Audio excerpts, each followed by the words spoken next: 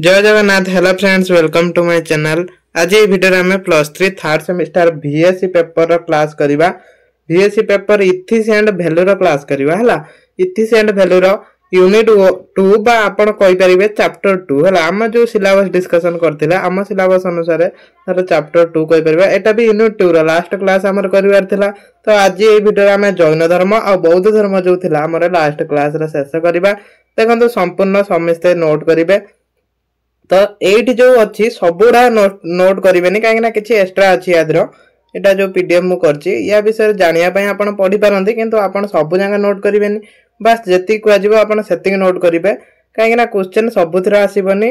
Syllabus अनुसार मु आपन जेति कहमी आपण माने सेतिक नोट करिवे। ता सहित देखंतु जो माने सिलेबस वीडियो देखि नांदी से माने फास्ट चैप्टर मु सिलेबसटा आपन को प्रोवाइड कर देइथिनी। से सिलेबस भी आपण माने सेठी देखि नेबे।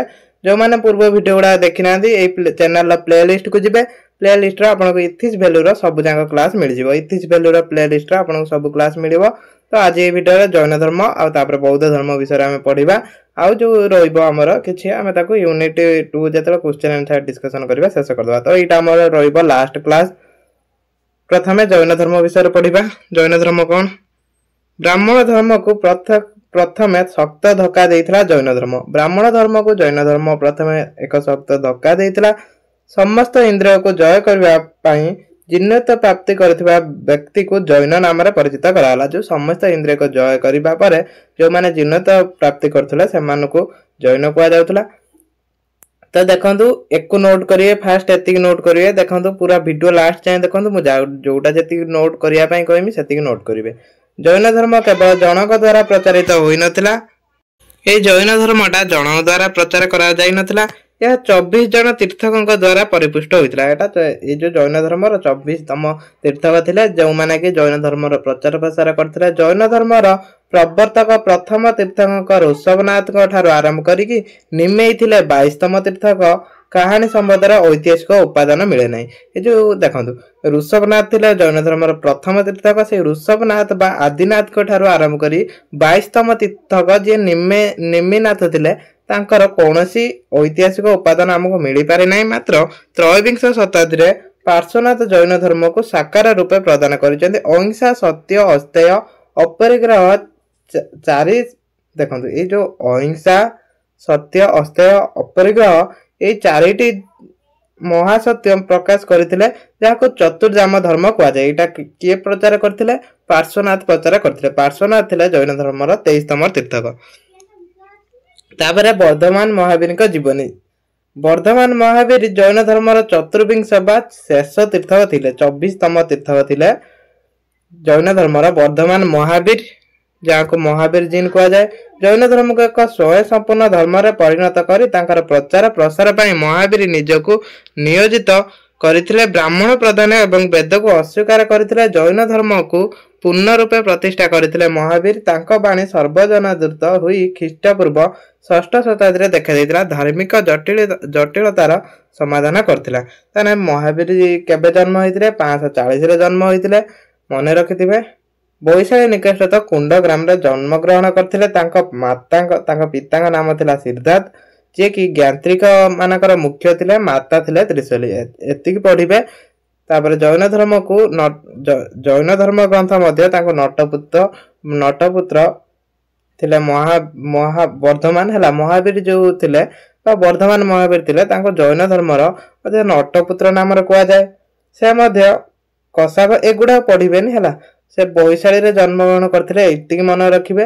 आ तांको माता का ना पिता का नाम मन रखिबे। ता सहित 540 रे जन्म ग्रहण करथिले। एति खाली मन रखंतु। तापरे एईटा जो रहउची एटा आपण जदी आपण पढिबे किंतु या ऊपर से बडा क्वेश्चन आसीबनी तो एको स्किप करि पारंती। आपण तांको सन्यासी जीवन विषय जदी जानिया पई आपण चाहुचंदी तो एटा पढिबे किंतु एटा मो नोट करिया पई कहूनी किंतु फास्ट जति हम डिस्कशन कले सेति के नोट करिवे। तापरे एईटी आसुची देखंतु। एईटी देखंतु एठी आसला जैन धर्मर बाणी। एटा को भले किने पढिबे। त्रिरत्न मोस्ट इंपोर्टेंट जोटा त्रिरत्न रहउची जैन धर्मर त्रिरत्न मोस्ट इंपोर्टेंट। जैन धर्मर सार मर्म भी जदी पढिला आपण एया को लिखि परिबे। एटा प्रथमे हम पढिबा त्रिरत्न। एक शुद्ध पुत्र जीवन यापन निमंते वर्धमान महावीर 3टी नीतिर अवतारण करथिले सेही तीनिटी नीति को कुआ जायतला त्रिरत्न। सेगुडा कोन साम्यक विश्वास, साम्यक ज्ञान, साम्यक चरित्र, एई तीनिटी नीति थिला जोटा त्रिरत्न थिला। महावीर एई तीनिटी पवित्र नीति को जैन धर्मर त्रिरत्न कुआ जाय। एई तीनोटी नीति अवलंबन कले मनुष्य चित्त शुद्धि होइताय। यदि एई तीनिटी जने मनुष्य उपलब्ध करूची ताने से चित्त शुद्ध हबो। या फल सांसारिक माया मोह ब्रह्मजाल रे पड़िबो नै। मनुष्य को आत्मा को सद्गति मिलता है एवं जन्म मृत्यु बंधन मुक्त होई निर्वाण प्राप्ति होता है। निर्वाण प्राप्ति माने आउ जो आत्माटा भौतिक शरीर धरि न थाए से कर्म बंधन मुक्ति पाई थाए। तापरे पंचमहाव्रत एटा भी गोटे जैन धर्म सारमर्म थिला। जीवन को नीतिमय करिया पई महावीर 5 गोटे उपदेश प्रदान करिसेंती। गोटे हला अहिंसा, सत्य, अस्थेय, अप्रिग्रह आ गोटे ब्रह्मचर्य। देखो ये जो अहिंसा, सत्य, अस्थेय, अपरिग्रह एटा पार्श्वनाथ द्वारा एटा पार्श्वनाथ बाणी थिला। ताकू ब्रह्मचर्य को संजय करथिले किए महावीर। महावीर ब्रह्मचर्य को संजय करी सेटा पंचमहाव्रत रे परिणत करथिले। ताने से जो महावीर हेउचंदी उपदेश जैन धर्मर पंचमहाव्रत नाम रे ख्यात। ये जो महावीर उपदेश को जैन धर्मर पंचमहाव्रत कुआगला।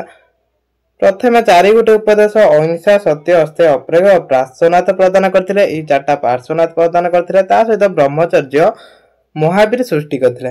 फल रे जो चतुर्जाम धर्म थिला पार्श्वनाथ द्वारा प्रवर्तित होइतिला से 4टा नीति की नेकी सेटा पंच धर्म रे परिणत होइतिला।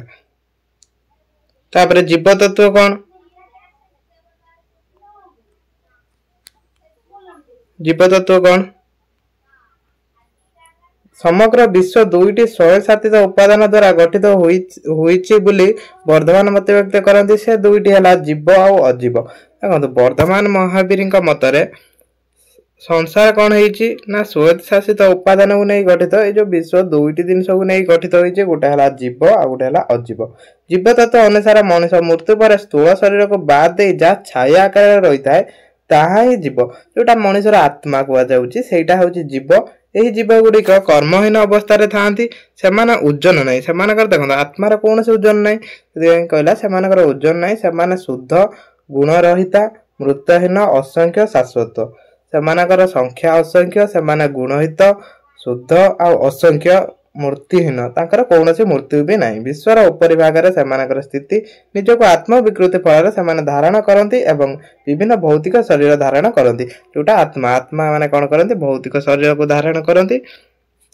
तापरे सेमाने कौन करती?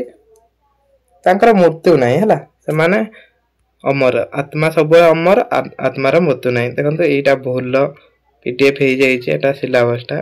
तापरे अजीव तत्व। जीव तत्व पढ़ले अजीव तत्व कौन? वर्धमान प्रचारित अजीव तत्व मध्य अत्यंत रोमांचकर। यही अजीव तत्व 5 गोटे उपादान को लेकिन गठित। सेटा कौन? धर्म, अधर्म, काल, आकाश, पदगुण। ये जो 4टी रोची सॉरी 5टी ये 5टी होची अजीव तत्व। तापरे कर्म शरीर। कर्म शरीर भाव द्वारा आत्मा एटा भी ये 2टा बेसी इंपोर्टेंट नहीं, खाली टिके पढ़ी देथिबे। तापरे ये जो मुख्यटा मोस्ट इंपोर्टेंट रहइबो आपनकर हैला। ए मुख्यटा को भलो नोट करिवे। ए 3टा पॉइंट स्किप करंतु हैला। जो 3टा हमें डिस्कशन करलेनी सेटा 3टा स्किप करि पारंती भी आपन पढ़ी पारंती, किंतु मुख्यटा निश्चय पढ़िवे। आत्मा कर्म बंधन मुक्ति को जैन धर्म रे मुख्य कुआ जाउतला। ताने कुआ जाय थाए बा कुआ जाउतला आत्मा को जो आत्माटा कर्म बंधन जत मुक्ति पाए सेटा को मुख्य कुआ जाए। ताने से मुख्यटा कौन आमे बुझिबा हैला।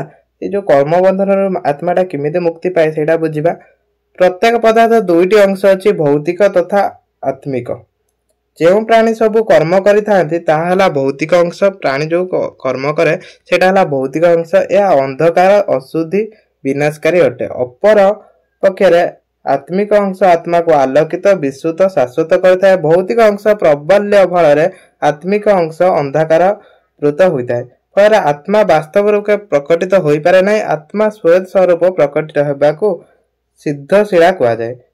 यही अवस्था आत्मा भौतिक अंश कबल मुक्ति लाभ करी विशुद्ध ज्योतिर्मय अनंत असीम तथा दिव्य रूपे प्रकटित होता है। मनुष्य समस्त दुष्कर्म मुक्त हेले ताहा आत्मा यही अवस्था उपनीत हुए। फल मनुष्य पुनर्जन्म हुए ना मोक्ष प्राप्ति हुए। देखो ये महावीर कौन कहते मोक्ष प्राप्ति किमिति पाइबा आम इमिति कर्म करवा जहा द्वारा आमको आउ पूर्व जन्म मिलबनी सठिक कर्म करवा जहा द्वारा आम आत्माटा आउ स्थूल शरीर धारण करबनी जो भौतिक शरीर को आसबनी भौतिक शरीर को आसने कष्ट पाइबा आत्मा तेणु भौतिक शरीर आसबनी आम मोक्ष प्राप्ति पाइपर।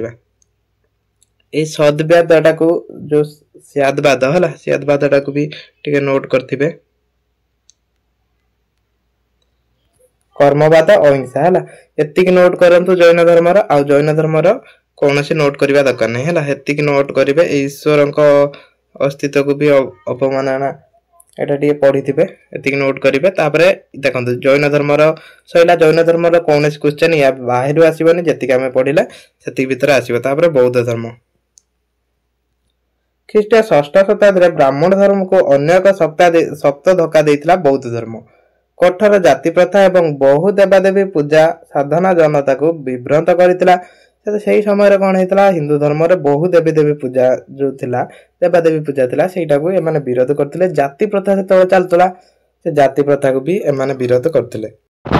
एही माया जाल रे कबलित असंख्य मोहग्रस्त मनीष को मुक्त करने पाई से प्रयास होई गौतम बुद्ध महावीर ठारू आउरी सरल भाव में से धर्म प्रचार करथिले। बौद्ध धर्मर नीतिवाणी से बौद्ध धर्मर नीतिवाणी कौन करथिले महावीर ठारू आउरी सरल भाव में प्रचार करथिले। संतप्त मानव मनरे एही बाणी प्रलेप करितला शांतिर चंदन। मुख्य लाभ बा निर्वाण प्राप्ति निमंते एते सहज मार्ग थाई पारे ता प्रथम थर पई सेमाने उपलब्ध करथिले। ताने मुख्य एते सरल बाणी प्रचार करथिले गौतम बुद्ध तार मुख्य प्राप्ति पई एते सहज मार्ग थाई पारे मध्य कि विश्वास करनथिले सेटा भी उपलब्ध करथिले से समय सब। सेथिबाई एशियार आलोक कुआ जाए काकू गौतम बुद्ध को एटा बहुत इंपोर्टेंट क्वेश्चन। एशियार आलोक का कुआ जाए गौतम बुद्ध को कुआ जाए। तापर गौतम बुद्धଙ୍କ जीवन विषय रे किछि पढिबा। देखो जीवन विषय एतिक मन रखिथिबे जीवन विषय तो बहुत गुडा देछि आपण माने मेन इंपोर्टेंट म कहूछि गौतम बुद्धଙ୍କ जीवन विषय रे मन रखिबे। 566 रे गौतम बुद्ध जन्म ग्रहण करथिले मन रखिबे कोउठी कपिलावस्तु निकटत लुम्बिनी उपवन रे जन्म ग्रहण करथिले बैशाखी पूर्णिमा दिन एतिक मन रखिबे। तांको पिता किए थिले शाक्य वंश क्षत्रिय मानकर मुख्य थिले शुद्धोधन तांकर पिता थिले। तापर गौतम को माता थिले माया देवी एतिक मन रखिबे खास करिकि। तापर एट देखंतु से जशोधरा को विवाह करथिले। तांको पुत्र मध्य थिला तांको पुत्र ना थिला राहुल। तापर से जो संसार त्याग करथिले तांको महानिष्क्रमण कुआ जाउथला। एटा भी गोटे इंपोर्टेंट क्वेश्चन एठी हेई पारे। एटा महानिष्क्रमण कहले कोन बुझ तो एटा को आपण पढिबे महानिष्क्रमण को पढिबे आ धर्मचक्र प्रवर्तन टा को पढिबे। ए धर्मचक्र प्रवर्तन एटा एतिकी पढिबे एतिकी पढिबे। तापर बौद्ध धर्म रो बाणी पढिबा बा बौद्ध धर्म रो जति सारमर्म पढिला आपण एको लिखि परिबे। खाली टिके फास्ट गौतम बुद्ध विषय लिखि देबे तापर बौद्ध धर्म रो सारमर्म पढने तांगर जो बाणी थिला सेटा को लिखिबे। चारि आर्य सत्य विषय रे प्रथमे हमें पढिबा बौद्ध धर्म रो बाणी। चारि आर्य सत्य कोन कोटा हला दुख दुख समुदाय दुख निरोध मार्ग। तने प्रथम पढिबा दुख ए संसार दुखमय जर व्याधि क्लेश मृत्यु आदि जुगु मनुष्य दुख जाल रे पड़ी छटपट होइताय। तापर दुख समुदाय कौन दुखर कारण होउची कामना बा तृषा। यदि कामना थिबा ताने गोटे दुखर कारण सा जिबा हमें कोटा पाइबा पई यदि चाहूतबा तो हमर गोटे कारण सेटा रहिला। मनुष्य आहार भोग विलास तृप्ति निमंते विभिन्न काम करता है ता द्वारा कौन होता है यही कामना अभिलाष पूरण पाई से सत चेष्टा हुए यह दुखर कारण होता है। तापर सेमती दुख निरोध दुख कामनार विनाश दुखर विनाश यदि आम कामनार विनाश करबा ताने दुखर विनाश हो पारिबा। तापर दुख निरोध मार्ग कौन एक निर्दिष्ट मार्ग रे परिचालित हेले अर्थात सठिक काम कले आम चित्त निरोध हो पारिबा फल दुखर मुक्ति लाभ पाइबा। तो एटा होची हमर दुख निरोध मार्ग। आर्य अष्टांग मार्ग एटा मोस्ट इंपोर्टेंट क्वेश्चन देखिए एटा पढ़िबो आर्य अष्टांग को मार्ग कौन तो एटा भल भाव पढ़िबे कौन। आर्य अष्टांग मार्ग होची बौद्ध धर्मर अन्यतम बाणी। एही मार्ग अवलंबन करले मनुष्य सकल कामनार विनाश होइताय। एई जो मार्गटा को आमे जदि अवलंबन करिबा मनुष्यर सकल कामना विनाश हबो फल मनुष्य प्रज्ञ शील समाधि ए समस्त विकसित हुए एवं से निर्वाण प्राप्त होता है। आर्य अष्टांग मार्ग गुड़िक है कौन कौन देखो यहीटा को भल भाव नोट करके पढ़े है। साम्यक साम्यक वाक साम्यक कर्म यहाँ वाक्य हवा कथा साम्यक वाक्य साम्यक कर्म साम्यक जीविका सम्यक उद्यम सॉरी एगुड़ा साम्यक नुहे है सम्यक उद्यम तापर सम्यक श्रुति सम्यक समाधि सम्यक दृष्टि सम्यक संकल्प। तो एतिकी आपणकर आर्य अष्टांग मार्ग पढ़े तापर आसुची दशशील नीति। दशशील नीति कौन जीव हिंसा कर नहीं चोरी कर नहीं व्यभिचार कर नहीं मिथ्या कह नहीं मदक सेव द्रव्य सेवन कर नहीं शोकमूल शज्जार शयन कर नहीं नृत्य गीत आदि व्यसन प्रति आकृष्ट हुए नहीं असमय भोजन कर नहीं सुवर्ण आदि मूल्यवान वस्तु ग्रहण कर नहीं अर्थ संचय कर नहीं। एति रोज दशशील नीति। तापर एटा को नोट करिवेनी एटा को नोट करिवेनी इंपोर्टेंट नहीं निर्वाणटा पढ़िबे। तापर कर्मवाद आ अहिंसा नोट करिवे त्रिरत्नटा नोट करिवे बुद्ध शरम गच्छामि जोटा बुद्ध देवंक शरण रे हेउतला। तापर धर्म शरम गच्छामि मु बुद्ध धर्मर शरण हेउची संघ शरम गच्छामि मु बौद्ध संघर शरणार्थ हेउची। एतिकी त्रिरत्नटा नोट करिवे आ एटा भी कोनोस नोट करिया नै एटा खाली टे पढि देबे। तो जेतिकी मु कहिची देखंतो सेतिकी नोट करिवे सब जैन धर्म बौद्ध धर्म रे जेतिकी आसीबो सेतिकी भितर ही आसीबो। तो आज ए वीडियो को एट रखिबा नेक्स्ट वीडियो रे हम यूनिट 3 रो क्लास करिया।